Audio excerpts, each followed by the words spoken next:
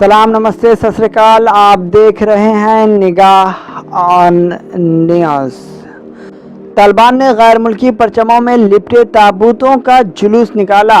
अफगानिस्तान में तालिबान के हामियों ने अमेरिका, बरतानिया, फ्रांस और नेटो के झंडों से लिपटे अलामती ताबूतों का फर्जी जनाजा निकाला।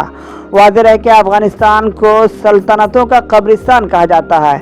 जी हाँ नाज़रीन किराम, अफगानिस्तान सल्तनतों का कब्रिस्तान है।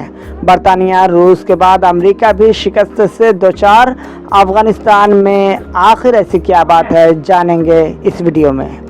मज़ीद तफसील जानने के लिए वीडियो को आखिर तक देखें। वीडियो लाइक शेयर करें, चैनल सब्सक्राइब करें और हाँ बेल आइकन ज़रूर दबाएं। आलमी खबर रिसा इदारे के मुताबिक अफगानिस्तान में तालिबान के परचम लहराते बंदूक बिरादर हुजूम ने नेटो और गैर मुल्की अफवाज का फर्जी जनाजा निकाला। तालिबान के हामियों ने अमेरिका, बरतानिया, फ्रांस और नेटो के झंडों से लिपटे ताबूतों को कंधों पर उठाकर जुलूस निकाला और फर्जी तौर पर आखिरी रसूमात अदा की। जुलूस से खिताब करते हुए मकामी तालिबान एहलकार कारी सईद खुश्ती ने कहा कि 31 अगस्त हमारा रस्मी यौम आज़ादी है।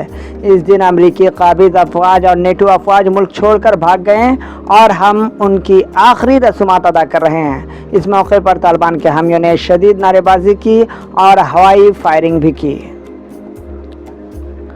वाज़ेह है कि अफगानिस्तान से अमेरिका के इनखला गुज़िश्ता रोज़ मुकम्मल हो चुका है। अमेरिका के आखिरी फौजी के रवाना होते ही तालिबान सजदे में गिर गया और अपनी सरजमीन के गैर मुल्कियों के कब्ज़े से छुटने की खुशी में हवाई फायरिंग की थी। अब जानेंगे अफगानिस्तान में आखिर ऐसी क्या बात है कि इसे पूरी दुनिया सल्तनतों के कब्रिस्तान के नाम से जानती है। आखिर अमेरिका, बरतानिया, रूस समेत दुनिया की तमाम बड़ी ताकतें इसे जीतने की कोशिशों में क्यों नाकाम हुई?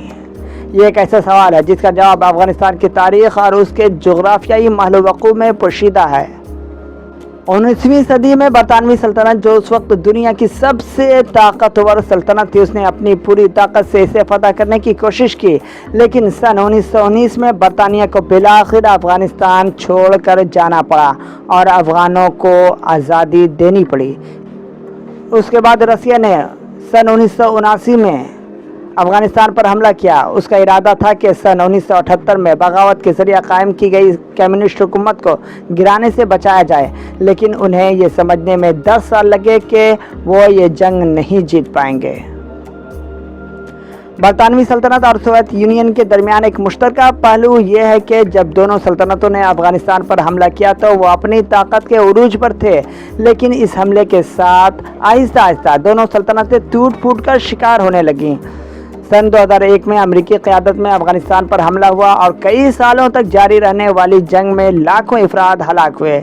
इस हमले के 20 साल बाद अमेरिकी सदर जो बाइडन ने अफगानिस्तान से बिलाखिर अपनी फ़ौज को वापस बुलाने का फ़ैसला लिया।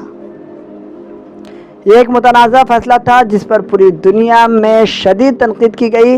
इस एक फ़ैसले की वजह से तालिबान ने अफ़गान दारुल हुकूमत काबुल पर इंतहाई तेज़ी से कब्ज़ा कर लिया।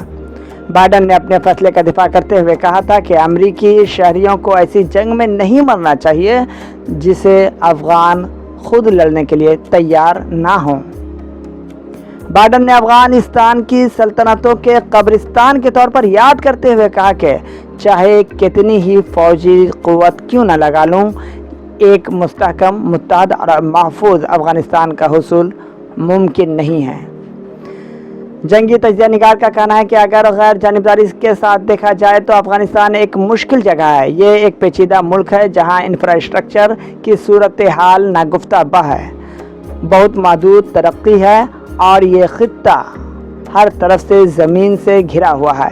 बहरहाल रसिया, बरतानिया और अमेरिका किसी भी सल्तनत ने अफ़गानिस्तान के साथ लचीलेपन का मुजाहरा नहीं किया।